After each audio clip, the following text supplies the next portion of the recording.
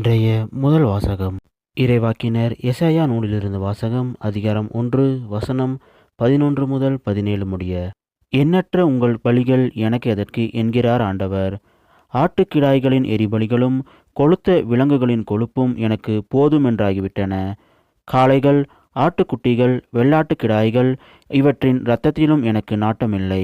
நீங்கள் என்னை வழிபட என் திருமுன் வரும்போது இவற்றையெல்லாம் கொண்டு வந்து என் கோவில் முற்றத்தை மிதிக்க வேண்டுமென்று கேட்டது யார்? இனி காணிக்கைகளை வீணாக கொண்டு வர வேண்டாம். நீங்கள் காட்டும் தூபம் எனக்கு அருவருப்பையே தருகின்றது.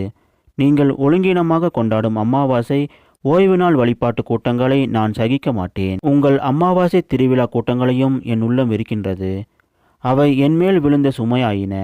அவற்றை சுமந்து சோர்ந்து போனேன். என்னை நோக்கி உங்கள் கைகளை நீங்கள் உயர்த்தும்போது பாரா முகத்தினனாய் நான் இருப்பேன்.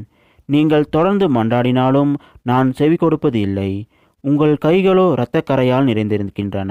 உங்களை கழுவி தூய்மைப்படுத்துங்கள். உங்கள் தீச்செயலை என் திருமுன்னிலிருந்து அகற்றுங்கள். தீமை செய்தலை விட்டொழியுங்கள். நன்மை செய்ய கற்றுக்கொள்ளுங்கள். நீதியை நாடி தேடுங்கள். ஒடுக்கப்பட்டோருக்கு உதவி செய்யுங்கள். திக்கற்றோருக்கு நீதி வழங்குங்கள். கைம்பெண்ணுக்காக வழக்காடுங்கள். இது ஆண்டவர் வழங்கும் அருள்வாக்கு. இறைவா உமக்கு நன்றி. இன்றைய நற்செய்தி புனித மத்தேயு எழுதிய நற்செய்தியிலிருந்து வாசகம். அதிகாரம் 10 வசனம் 34 முதல் அதிகாரம் 11 வசனம் 1 முடிய. அக்காலத்தில் இயேசு தம் சீடர்களை நோக்கி கூறியது: நான் உலகுக்கு அமைதியை கொணர வந்தேன் என எண்ண வேண்டாம். அமைதியை அல்ல, வாளையே கொணர வந்தேன். தந்தைக்கு எதிராக மகனையும், தாய்க்கு எதிராக மகளையும், மாமியாருக்கு எதிராக மருமகளையும் நான் பிரிக்க வந்தேன். ஒருவருடைய பகைவர் அவரது வீட்டில் உள்ளவரே ஆவார். என்னை விட தம் தந்தையிடமோ தாயிடமோ மிகுந்த அன்பு கொண்டுள்ளோர் என்னுடையோர் என கருதப்பட தகுதியற்றோர். என்னை விட தம் மகனிடமோ மகளிடமோ மிகுதியாய் அன்பு கொண்டுள்ளோரும் என்னுடையோர் என கருதப்பட தகுதியற்றோர்.